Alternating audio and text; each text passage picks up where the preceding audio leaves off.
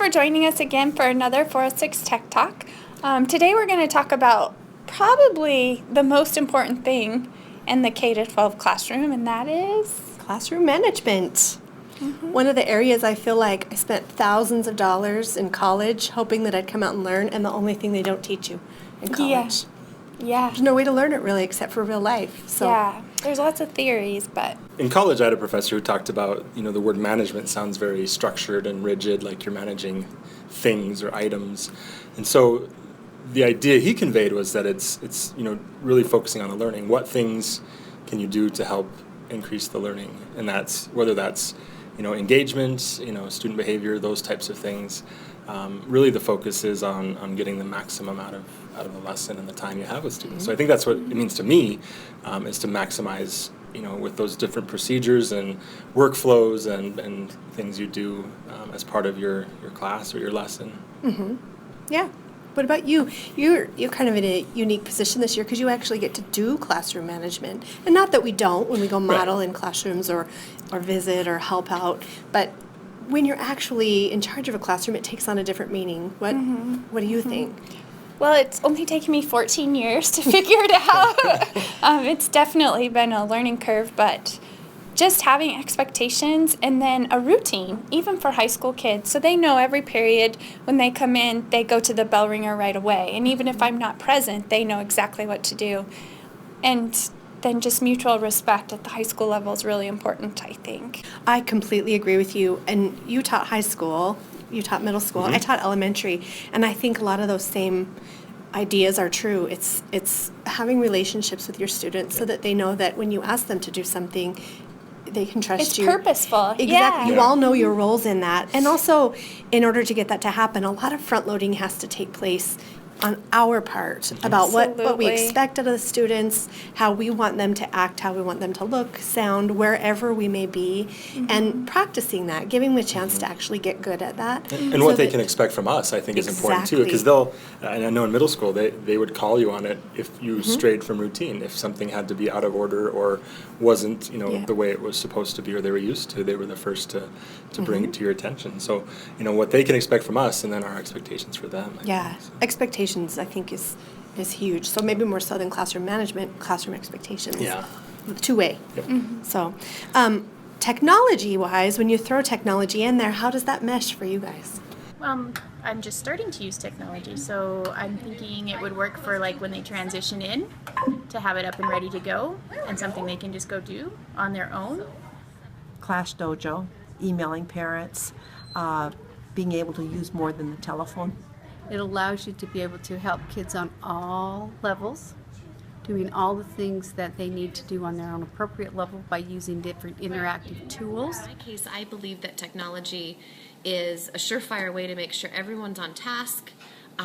When I have technology going in my classroom, I know that everyone's engaged and they're doing what's expected. And I can make sure of that just by walking around and checking their screens, making sure they're doing what they're supposed to be doing. And then if they're doing anything that's an assignment, I have immediate feedback, either on assessment, writing, whatever I'm doing can be directly shared with me via Google Docs or Front Row, lots of different assessment tools that I have online. Technology lets you do lots of things in the classroom that helps engage the students and motivates the students, and it is a different way of learning than just the teacher talking and lecturing the whole time.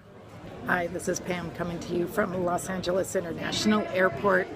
Hey, when it comes to technology, I think as far as classroom management goes, that while you are learning to use the technology, it does slow you down, and you just have to recognize that that's going to happen and there's going to be glitches, there's going to be mistakes. But after you have mastered it and you've made several of the mistakes and know what's going to happen, it actually can be a big time saver. I think it helps with classroom management because the kids enjoy it as long as it's not the same old thing every day. That's the key, something different every day. Well, I think, there's part of it with just the management and of devices and items, getting those out, putting them away. There's that device management piece that I think is crucial to be set up first, and then just what students can do with the devices, what they can't do, that type of thing.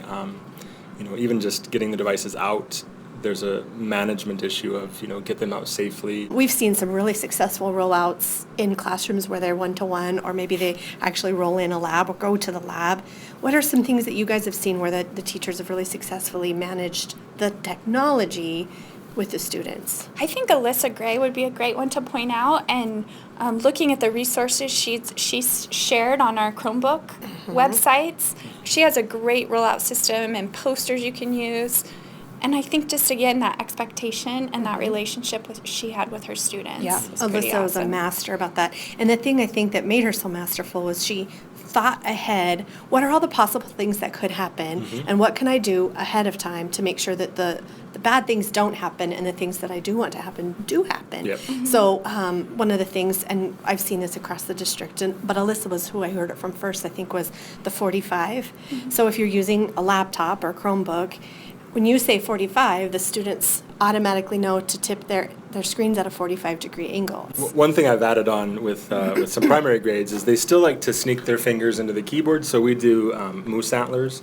And so something to get their hands off, it gets their attention if I'm standing up there like this too, and they match me. So their hands aren't tempted to peek, underneath the 45-degree screen and move the mouse around. Because they still want to go like Because they still want to, slide their fingers in there. So we do moose antlers or something similar like that, and just gets them. I know that they're watching, and their hands can't be typing if they have them up with their head. What about, like, in your classroom, the kids have monitors, like desktop computers. What do you do when you need to get their attention? Well, at the high school level, if I did moose antlers, I'm pretty sure I would just lose them. I think just as long as I have mutual respect with my students, if I say, hey, we need to talk about something, they've always been really good to listen. But it took a long time for me to learn that balance. So now 14 years in the high school classroom, I've got it figured out. But I don't clap or sing, but at the high school level, I think they'd be a little freaked out by that. Yeah, I also use Land School, which is a software system we have where I can basically control their screen. So if I really needed to, I could blank their screen. Yeah, I think last semester I was blessed with the best kids in the world. You were. They were so good. So one that we learned from a couple of reps that came to visit us from Apple last year was when you've got iPads sitting out on tables, it's really hard. You can't 45. You can't tell them to just look away. It's so enticing. And so they taught us to say, apple's up. And that means flip your device over so that you can see the apple on the back of the device. And as long as that's there, obviously the screen is hidden. So little techniques like that, again, it's routines and teaching your kids that when I say 45, you do this. I like that you said you don't have a song or anything like that. I like them, though. Like, I love going to the younger grades and saying class and having them repeat. But Shelley thought that was magic when we first went to do that. You go into any elementary classroom in Billings and you say, class, and they'll respond by saying, yes. Or if I say classity class, they say, yesity yes. See, I trained them very well. That's called whole brain teaching, and it's a technique that we were taught as a district a couple years ago, and it's just a way to capture the student's attention. And there's other layers of that, like they have to do some things with their hands when they have a certain keyword. But again, routines. So there's also then not just managing of the devices. There's technology that can help you manage. Well, the popsicle sticks, which are, I learned from my mom, sort of in the traditional classroom where you pull the popsicle sticks, there's tons of apps that you can use virtually to randomly call on students, so nobody has to ever raise their hand. I think timers are great to keep things, going in those routines. Just know that you have a certain amount of time to do things. I've seen those paired with music, so students take the cue from, they have until the end of whatever song it is to wrap up with what they're doing. So, I think that front loading and setting that expectation is really important because they know by the end of the song I need to have this put away or move over to this area of the room. So there's noise level meters. I've seen that when the kids' voices go up, the thing goes up, and they have to try to keep it below a certain level. That's cool. Yeah. That didn't even exist when I was in the classroom 2 years ago. You taught me to use PowerSchool on my iPad to do it's a great classroom management tool when you want to make comments. Would you like to share? I would love to. The one time in my classroom day that was felt a little out of control was when we were doing inquiry groups. They would break into groups that they didn't typically work with during the week. And so what I had was a lot of off-task behaviors. And I could, do all of the classic proximity and some of those kind of things, but it just didn't really seem to be, so I started carrying around a piece of paper to take notes, and then I thought, wait a minute, I have the app right there on my iPad. What if I carry my iPad around with me, and I actually have a rubric of the expectations that I expect? We talked about it together, so when I was walking around with my iPad and I was watching this group, I could call each student's name up on my PowerSchool app, type in a quick comment about what I was seeing, whether they were participating, leading the conversation, on task, off task, and give them the score based on the rubric that we had designed together. And the grading was finished, and they all knew that that's exactly what I was expecting. And it's right there instantly. You don't have to transfer from a notepad into, Yeah. it's right at the moment. Why did I write that note about that? or try to read your note that you wrote really quickly. Remember what, it's right there live in context. Yep, So, it's great. You talked about using video. Oh, yes. I learned the hard way that some of the things I was ineffective at with classroom management. So the video was for myself. So videotaping myself was really powerful in actually learning I was calling on girls more than boys. Well, no wonder the boys were off task then. They knew I was never going to ask them a question. So just videoing yourself teaching is an extremely reflection. It's a great reflection. So classroom management doesn't necessarily mean modifying or accepting the behaviors of the students. A lot of times it's us. Yeah. That's More so. For me, it was more so. It's really all about just creating that environment that sets them up for success, to make that. It's a lot of part of the positive behavioral support systems is, create the environment that encourages them to make the right choice and do the right thing. Please hang up and try again.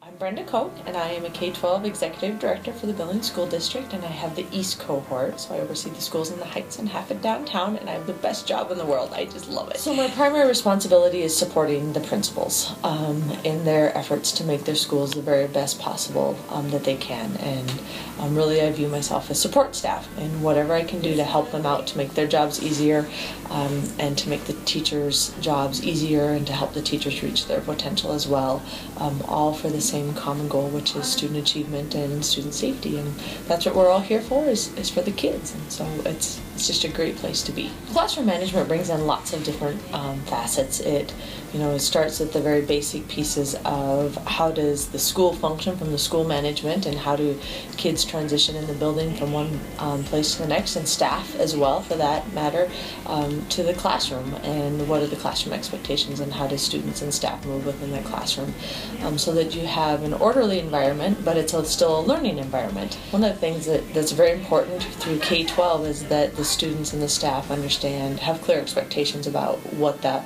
looks like, sounds like, and how it works. And so, at the varying levels, so it's age appropriate, with your colleagues, you decide, for school systems, building systems, how do we walk in the hallway? How are we going to teach those expectations? How do we enter the bathroom? How do we use the bathroom? How do we leave the bathroom, etc. in the classroom? How do we move within the classroom? How do we interact with each other? And then once those expectations are clearly defined, then how do we teach those expectations? And then how do we continually reteach those expectations throughout the year? And so it's just continually monitoring that and assessing of how can I continually reteach, remind students, and remind each other as adults too of how we conduct ourselves in the school and the classrooms. With that monitoring piece, I think, is where the technology can really come in and help assist us in that, so that we don't become too comfortable with what we're doing or lackadaisical, because it just is easy. It's been an interesting phenomena since I've been out of the classroom now over 10 years. Technology was just beginning to emerge when I was a teacher. And when I learned to do web pages, we actually had to write the code for the web pages. And I would put my assignments on, my classroom web page, and it took a lot of time because everything had to be written in code. And so to where we are now with all of the really cool apps that can help teachers do things, I think that the potential is amazing there. I see lots of teachers, especially in elementary classrooms, especially teachers that have been involved in TILT or have been able to participate in some type of professional development with technology, embracing some of those apps and programs, things like Class Dojo. We had Mark Kane do a presentation for the elementary principals on how he uses that app in his classroom for the classroom management piece, as well as a communication tool for his students, giving them immediate feedback so they can help monitor their own behavior, which is very critical. Especially when you start looking at positive behavior supports, that immediate feedback for self-monitoring is critical, especially for our younger students. To the parent feedback that provides to the parents as well. I think it's going to be really fun to watch how teachers use technology to support them and not be another add-on, but something that helps them out. So PowerSchool is a powerful communication tool for teachers and for administrators and for parents. Again, going in and be able to monitor what's happening. It's a big difference too as a teacher, because you can go and look at that information and reflect about, are my expectations clear? Do we need to practice this? Are there trends in full classroom behavior that more students are acting in a specific way that I need to, it just is that nice monitoring tool so that you can reassess and reteach if needed, or change the way that you are teaching it. Maybe it needs to have a different way that it's being taught, whatever that expectation is. So it's exciting for classroom teachers right now. Wow, what amazing things that there are just at their fingertips to help them. Part of classroom management and that idea also is communicating those expectations and keeping in touch with what's happening at home. So some things that can help in that way, some technology tools that we've seen used. One that I used in the classroom was the Remind. It used to be called Remind 101. And it's a one-way communication, either by text or email, that you can send out of reminders about, report cards should be coming home soon, or expect to see this, or open house, those types of things. We're going on a field trip tomorrow. Don't forget about lunch. I did that one time. Yeah. Had to call every single parent the night before. Parents loved it too, because they could be reminded, there's a test this week, bring home your book, study those. So Remind's one of those. As parents, I like hearing from my children's teacher. And if there's, it used to be when we were kids, the only time that your parents would hear from your teacher was when you were in trouble. And I think we've really done a lot, hopefully, to shift that kind of culture. I contacted my parents all the time about just random things, little funny little things they said. But I, as a parent, also really like hearing from my child's teacher. So I would appreciate something like that. My son's teacher also uses Class Dojo, which is a classroom management or behavior management system in the classroom where it tracks their behaviors, good and bad, and they set them up ahead of time of what her expected behaviors are and some citizenship things. And when they're caught doing those behaviors, whether they're positive or negative, they get kind of tallied in this system. And then I get a weekly report that comes to my email, and I can look and see 87% of the time he was on task and he was respectful, however many times that he got caught doing that. So I like having just that. I can't be with him all day, so I like being able to just have that little window in to his classroom. Hey, welcome to Class Dojo. Class Dojo is a tool that makes your classroom more fun, and it helps you become a better student too. Your teacher will set up Class Dojo and make a list of actions to try to do this year, like participating, helping others, and staying on task. When your teacher notices that you're doing these actions, you'll receive dojo points. And at the end of the day, you can find out how you've done. You can see what you're doing well and also learn where you need improvement. The best part is this: you get your very own avatar. We'll give you one to start with, but you can make your own avatar once your teacher gives you your secret code. Log in at home using your secret code and you'll be able to make your own avatar. See how you did in class, and see all your friends too. We hope you love using Class Dojo, like millions of students all around the world do.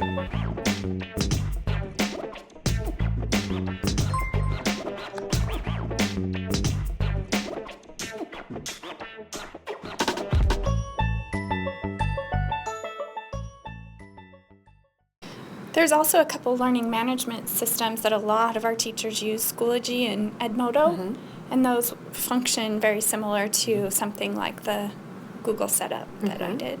Yep. It's nice to be able to, when you do have, especially when you have access to devices one-to-one, Right. or students go home and work on something, for them to not have to worry about printing it out, turning it in, you grading it, handing it back to them, and having it either go up on the refrigerator or in the garbage can or recycle bin. It's all done electronically, which saves paper, but it's managing that with a system like Schoology or Edmodo. It was a nice way to huge. package lessons and assignments and put all the resources that a student needed, right with it, and really track what they were doing when.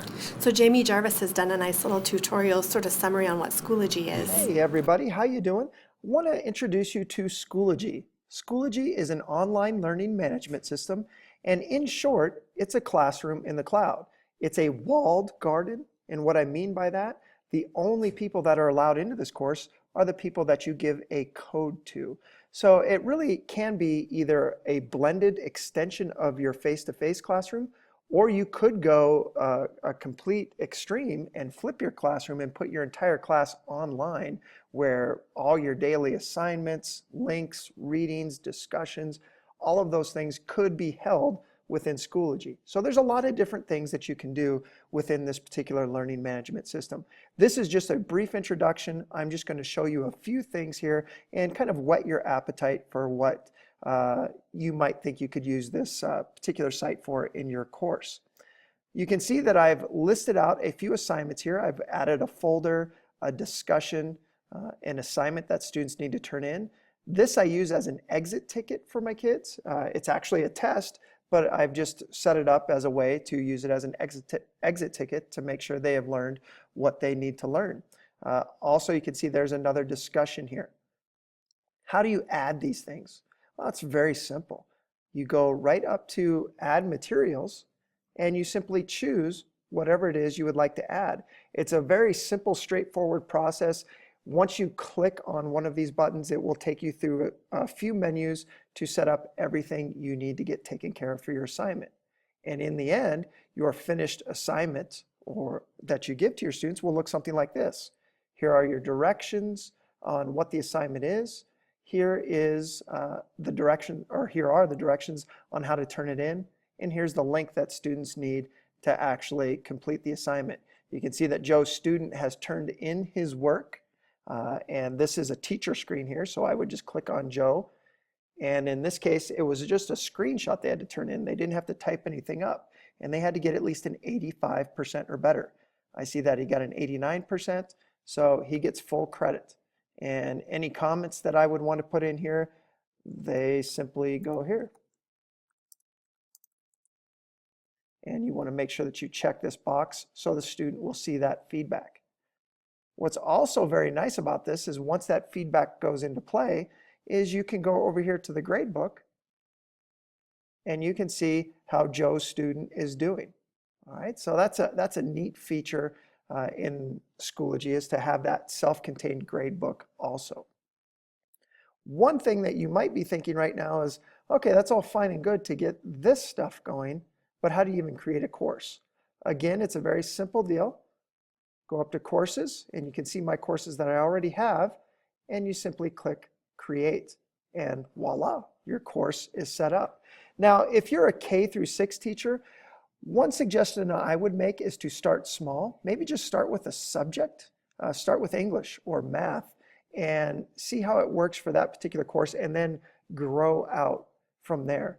The other thing I can't remember if I mentioned for sure is that this does link to Google Docs. And what is neat about this is once you link Schoology to Google Docs, you can create a spreadsheet, create a doc, create Google Slides right here within Schoology. So that's a fantastic thing. One other thing about the discussions that I really love, You can set up your discussions in such a way that students can't see anybody else's post until they make their own post. That's an invaluable thing for getting authentic thoughts from your students. We've been going out and doing a lot of visits in the elementaries, all of us, which I know for Shelley's been really fun. Super Coming fun. from the high school. But before the holidays, I went out to Eagle Cliffs and visited with Linda Fry's class. And what they wanted to do seemed very daunting at the time. She and Courtney Niemeyer wanted to create self-paced Mimeo assessments. These are first graders. And when I was out there to help with this lesson, she didn't need my help at all, but just to kind of help her manage, because she hadn't done it before, how it went. But she had such well-established routines. It was amazing. The activity went very well. They were able to just carry out this pretty high-level, self-paced thing, and it was so neat the way she did it. They just rotated around from desk to desk, and it was obviously an established procedure they call scoot. Welcome to Eagle Cliffs Elementary, home to fabulous first grade teacher Linda Fry. I was recently invited to Linda's room to help carry out a self-paced Mimeo vote activity. Sounds complex, doesn't it? Well, not when in the capable hands of this teacher.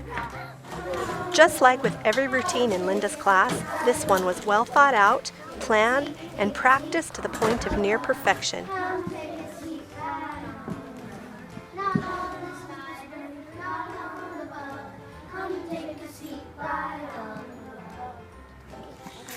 It was easy to tell that Linda's class had their routines and expectations down to a science. From the low lights that ease students into their morning warm-up to the carefully placed devices and supplies, Linda's class is able to get right to work in a calm, easy manner. Using a combination of both analog and digital activities, these students stay highly engaged. Their routines are carefully practiced, and visual and audio clues are used to indicate when, where, and how they should move from place to place. Before any activity, students gather to review the rules, share connections that will make the activities more relevant, and discuss the expectations that will make the lesson a success. Can you talk while we play Scoot? No. Oh, somebody raise their hand and tell me what happens if you talk while we play Scoot. First, you're out. Where do we go? To the reading table. To the reading. So how does Linda get her students to do all this? While she may be that rare lucky teacher to have been granted students who came prepackaged from the factory complete with perfect behavior, it's much more likely that they all have come upon these skills through teaching, practicing, reflecting, and starting all over again till they have it down. To take our Scoot to our Mimeo votes. So with the help of a Red Cat classroom audio system that mimics proximity, Linda can speak in the kind of low voice that respectfully commands her students' attention. Songs, gestures, and audio clues that indicate movement and behaviors help her students to know what they should do, as well as when and how they should do it. Because Linda is an outstanding classroom manager, complex activities like self-paced Mimeo vote assessments can be, well, easy cheesy lemon squeezy. Come take a seat right on the floor. Take a seat on the rug. So what's coming up for you guys? Tilt and more tilt, and then there's some community education courses. They're all full, unfortunately, but hopefully there'll be some more offered. Yep. And then Wired Wednesdays are still happening, so lots of after-school professional development opportunities. And we haven't forgotten about coding events. We know that some of you shared videos and pictures with us for the actual hour of code, but we wanted to revisit that in the new year. So stay tuned for more information about that coming up. Yep, and it seems like it's kind of early to start mentioning this, but it's out there, it's coming, and we already started in planning for Tech Fair 2015. Last year's Tech Fair was a pretty fun event, and I think we learned a lot from doing that, so this year should be even bigger and better, so yeah. So for our next show, we're going to talk about things we love. Technology, tools, resources, electronic devices, etc. that we love and that we think you should love too. We heart technology. We do heart technology. I think we're geeks.